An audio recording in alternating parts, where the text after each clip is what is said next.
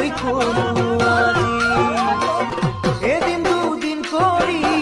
দিন যাব বাগৰি যৌৱনেও দিব যে পিঠি সময়ত খৰ মাৰিবা তুমি জানো সময়ত খৰ মাৰিবা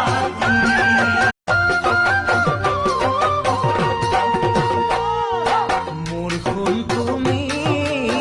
মিছাতে নে ভাবিবা পাহৰিলো বুলি সঁচাকৈ কলো